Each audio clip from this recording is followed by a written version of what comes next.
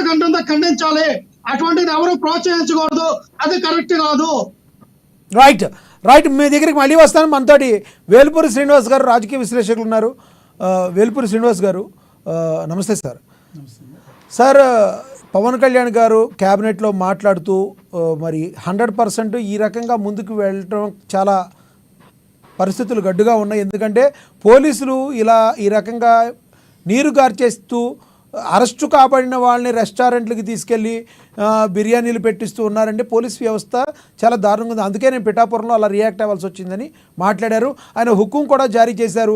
ఎవరైతే మరి మితిమీరి మాట్లాడతారో, అడ్డగోలుగా మాట్లాడతారో వాళ్ళని తుప్పు రేకొట్టాలని కూడా మాట్లాడినట్టుగా మరి ఉంది. రానున్న రోజుల్లో కూటమి ప్రభుత్వం ఎటువంటి స్టెప్ తీసుకోబోతుందంటారు?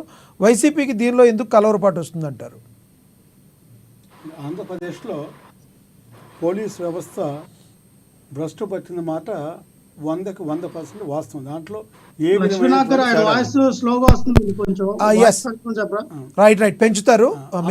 ఆంధ్రప్రదేశ్లో పోలీసు వ్యవస్థ భ్రష్టు పట్టిందనేది బహిరంగ రహస్యం. అదే దానికి చిన్న ఎగ్జాంపుల్, విజయవాడలో మన కాదంబరిని తీసుకొచ్చి కిడ్నాప్ చేసి గెస్ట్ హౌస్లో పెట్టి స్వయంగా ఐపీఎస్ అధికారులు, commissioner of police, intelligence chief, deputy commissioner of police ఆ వ్యక్తులే వాళ్ళు అక్కడ కిడ్నాపర్గా తీసుకొచ్చేసి వాళ్ళ రక్షకులుగా ఉండాల్సినటువంటి పోలీసు వ్యవస్థ భక్షకులుగా ఉన్నారంటే వాళ్ళ మీద మంచి అభిప్రాయం ఏ విధంగా వస్తుంది? రాదు.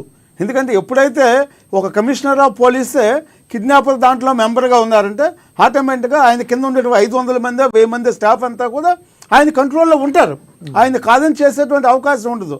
అంటే ఎంతమంది స్టాఫ్ ఉన్నారో కూడా మనం చూసాం, ఏసీపీలు, సిఎల్ఈలు అందరూ. అయితే ఇవాళ ఉన్న ప్రస్తుత పరిస్థితి ఏంటంటే మరి సోషల్ మీడియా విచ్చలవిడితనం అయిపోయి వాళ్ళు ఇష్టారాజ్యంగా మాట్లాడతాం.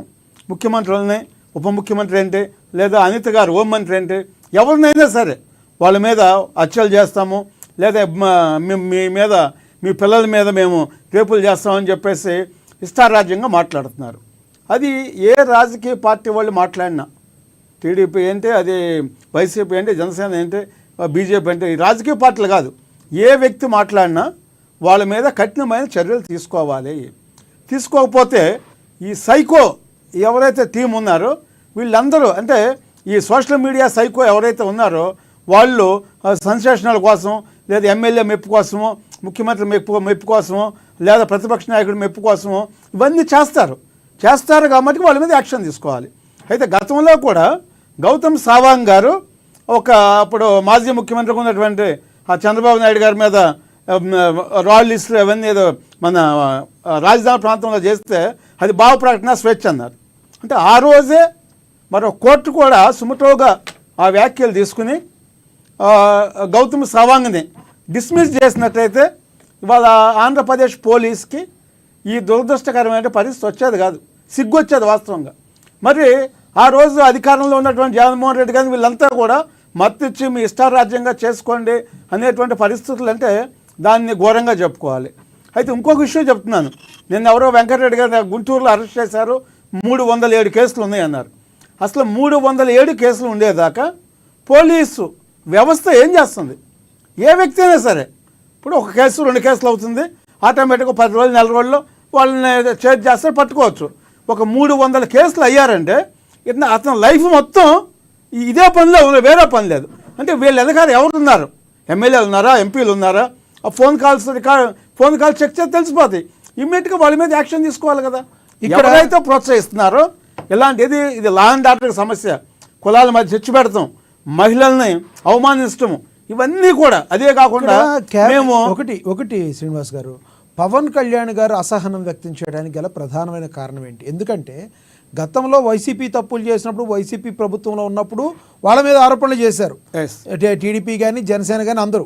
మరి ఇప్పుడు వీళ్ళ ప్రభుత్వం వచ్చిన తర్వాత ఈ రోజు వరకు పోలీసులను అదుపులో పెట్టలేదంటే అది ఎవరు ఫెయిల్యూర్గా చూడాలంటారు? ఒక విషయం ఏంటంటే పోలీసులు అవినీతికి, అక్రమాలకి, క్రిమినల్ మైండ్ సెట్కి అలవాటు పడిపోయారు. గతంలో మనం చూస్తే ఒకే రోజు మార్పు రావాలంటే ఏం చేయాలి? చర్నాకోలు తీసుకుని డెఫినెట్గా ఒక దొంగతనం చేసేవాడు నిజం చెప్పాలంటే చర్నాకోలు తీసుకోవాలి. ఇప్పుడు అదే చేస్తున్నారు. నిన్న బోరగడ్డ అనిగిల్ని తీసుకెళ్తా బిర్యానీ పెట్టిస్తే ఏసీ రెస్టారెంట్లో వెంటనే 7 సస్పెండ్ చేశారు. గుంటూరు ఐజీ గారు, సర్వశ్రేష్ఠ త్రిపాఠి గారు అనుకుంటాను. అట్లా ఎప్పుడైతే యాక్షన్ తీసుకోవటం మొదలుపెట్టారో, గతంలో ఏమయ్యేది, ఎవరు ఎంత నేరం చేసినా వాళ్ళని గౌరవిస్తాం, వాళ్ళకి పదవులు ఇవ్వటం, లేదా వాళ్ళని సలహాదారులుగా పెట్టుకోవటం, లేదా డీజీపీ ఆఫీస్లోనో మరి హోంమంత్రి గారి దగ్గర ఎస్పీ ఆఫీస్లోనో వాళ్ళకి రాజ్య మర్యాదలు చేయటం, ఇవన్నీ చేసేవాళ్ళు కాబట్టి గతంలో విచ్చలవిడిగా క్రైమ్ చేయడానికి అవకాశం ఉండేది. ఇవాళ మరి పవన్ కళ్యాణ్ గారు ఏమన్నారు, ఎవరు తప్పులు చేసినా వాళ్ళ మీద యాక్షన్ తీసుకోండి, మీరు ఎందుకు మరి ఇట్లా నిమ్మకి నీరెత్తున్నట్టుగా ఉంటున్నారు, ఇంకా గతంలో ఉన్నటువంటి వాసనలు మీకు పోలేదా అని చెప్పి సీరియస్ అవసరం జరిగింది. నేను ఈవినింగ్ కూడా మరి అక్కడ కడప ఎస్పీ రాజు గారు, ఎవరు హర్షవర్ధన్ రాజు, ఆయన కూడా మరి అక్కడ తీసుకెళ్తుంటే రవీందర్ రెడ్డిని వాళ్ళని మరి అక్కడి నుంచి ఆయన ఎస్కేప్ అయ్యాడంటే వెంటనే యాక్షన్ తీసుకున్నారు. నన్ను అడిగితే ఎస్పీని ట్రాన్స్ఫర్ చేయటం కాదు, సస్పెండ్ చేయాలి. నేరస్తులు మీ దగ్గర నుంచి పారిపోయినప్పుడు అసలు డిపార్ట్మెంట్ ఏం చేస్తుంది? డెఫినెట్గా ఎస్పీ స్థాయిలో యాక్షన్స్ తీసుకుంటేనే పోలీస్ వ్యవస్థ పర్ఫెక్ట్గా ఉండేది. కేవలం ఎస్ఐ సిఐలతో యాక్షన్ తీసుకుంటే కాదు. ఎందుకంటే ఒక వ్యవస్థని మనం కంట్రోల్ చేసేటప్పుడు ఎవరైతే బాస్ ఉంటారో ఆ బాస్ దగ్గర నుంచే దాని యొక్క యాక్షన్ ప్లాన్ అనేది గవర్నమెంట్కి ఉండాలి. మీరు వాళ్ళు ఎస్పీలైనా, డిఐజీలైనా, ఐజీలైనా కూడా ఏ కులమైనా ఏ మతమైనా కూడా వాళ్ళ ఇష్యూలో ఎక్కడా కూడా మీరు సెకండ్ ఒపీనియన్ పోకుండా వెంటనే యుద్ధ ప్రాతిపదికన చర్యలు తీసుకోకపోతే ఆంధ్రప్రదేశ్ లైఫ్ లాంగ్ ఒక మాఫియా ప్రదేశ్గా తయారవడానికి అవకాశం ఉంది. అందువల్ల ప్రభుత్వం, కూటమి ప్రభుత్వం చెప్పేంటంటే ఏ రాజకీయ పార్టీ అయినా సరే సోషల్ మీడియా మాఫియా ఎవరైతే ఉన్నారో వాళ్ళ మీద కఠినమైన చర్యలు తీసుకోండి. ఎక్కడ కూడా దాన్ని డిలే చేయకుండా వెంటనే యుద్ధ ప్రాతిపదికన చర్యలు తీసుకున్నప్పుడే రాష్ట్రం లా అండ్ ఆర్డర్ కంట్రోల్లో ఉంటుంది. లేకపోతే అనేక రకాల సమస్యలు వస్తాయి.